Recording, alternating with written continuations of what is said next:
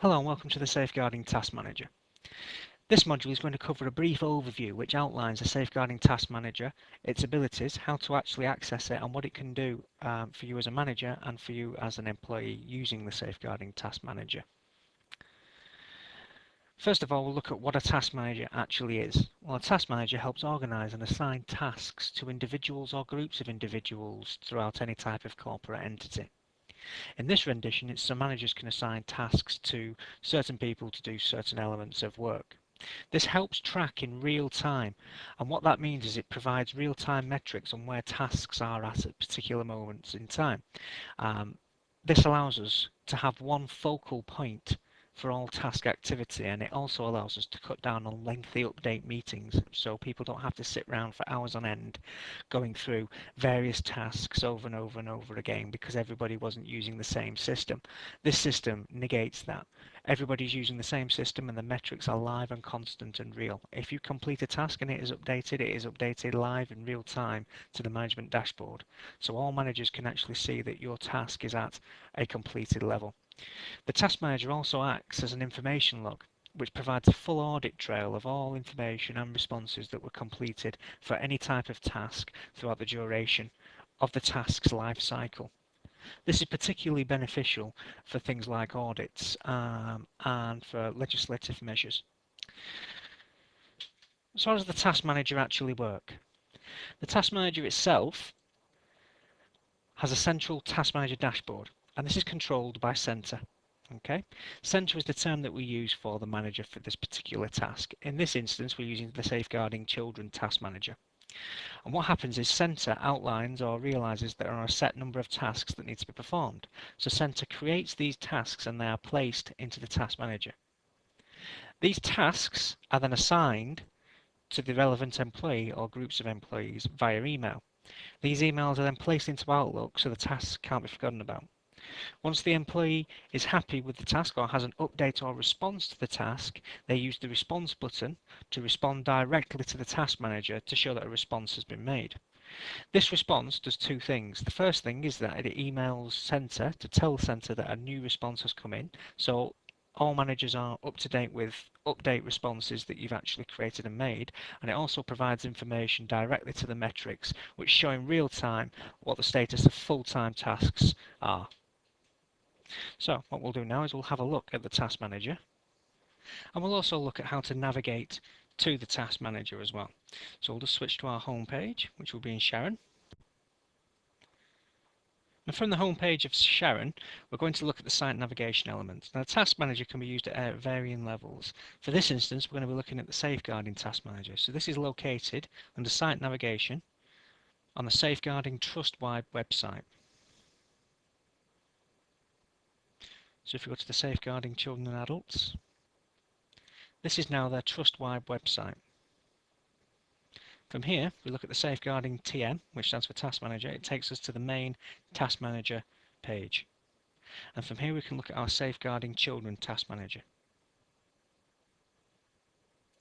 Inside the Safeguarding Children Task Manager, we have our various elements, and the two that we're looking at the moment are audit tasks and training tasks. So we're going to have a look at our audit tasks, and we'll see the full-size dashboard.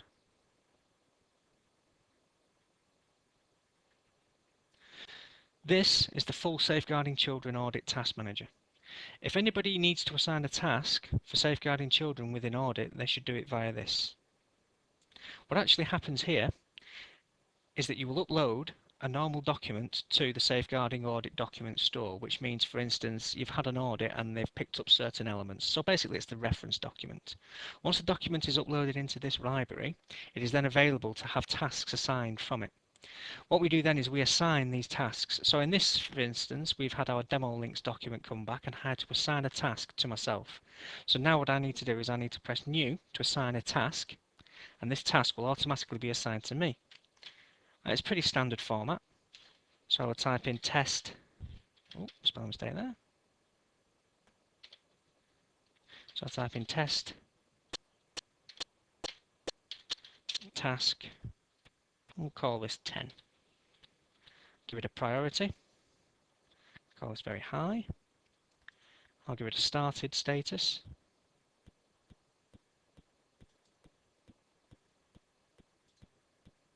And I'll give it a percentage of complete of 0. And I'm going to assign this to me. You can also use the global address list to assign this to anybody within the global address list. If you don't know their usernames or passwords, you can find anything you want from here just by simply typing in details and pressing the find and search button. Okay, I'll just cancel that point. Now we type in the description of the task, which is basically the meat and the bones of the task that we want assigned.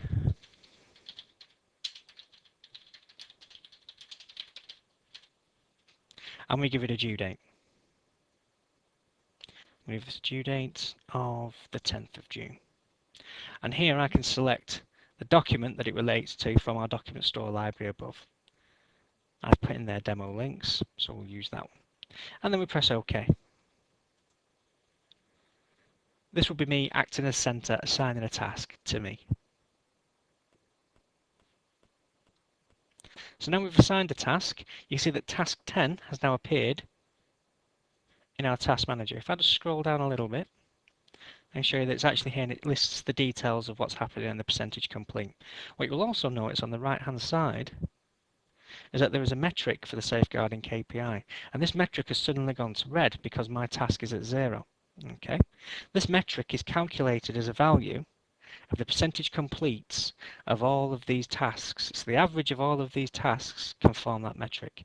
And for this particular dashboard, the warning is at 40, which means it goes red if it dips below 40, and the goal is at 60. So between 40 and 60 it's yellow, and over 60 it's green. Green is good, yellow is not so good, red is bad.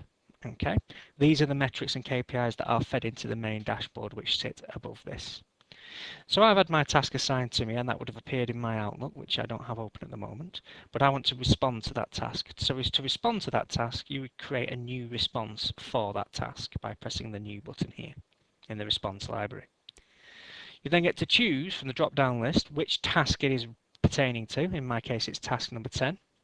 And it automatically fills in who the response was created by, the date the response was completed, and more importantly, you have the ability to attach documented evidence of why you think this task is complete. Okay, so for our purposes, I'll just attach a logo just to show you that you can attach certain logos or files to things.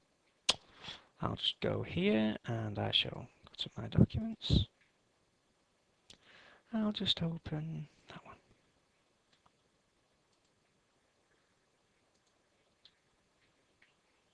And then upload.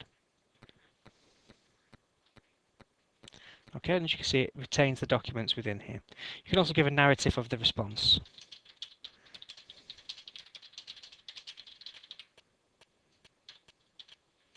Once you've actually filled in your response, you then press the Submit Task Response button. This automatically logs the response for you, giving you a detailed message to tell you that you have actually responded. Pressing OK takes you back to the Task Manager dashboard. Center, or your manager, Center as we like to call it, has now been informed that you have responded to that task. So the task isn't automatically updated because you've responded to it. It's up to the manager who assigned you that task to say whether or not you've completed that task. In this instance, I'm going to take task 10 and we're going to turn it to 100% because I believe I've completed it. So if I just select Edit Item,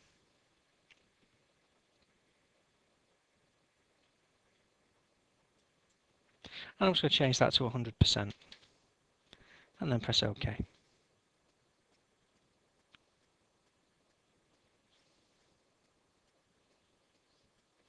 This should return us now to our Task Manager dashboard. And as you can see, our goal has actually been achieved now with 60% because our task, that task of being 100%, has pushed us over our limit. Okay. So that's a brief overview of the Task Manager itself. If we just go one level up to the Safeguarding Children, you'll see the Task Pad, which is the top level of this, which shows just the indicator values for audit and training. So you can see that it's reflected above, okay, all the way through. This has been the overview for the Safeguarding Task Manager, just as a general introduction to how to navigate to a task manager and just some small basic functionality in and around it. I'd like to thank you for taking this time to watch it.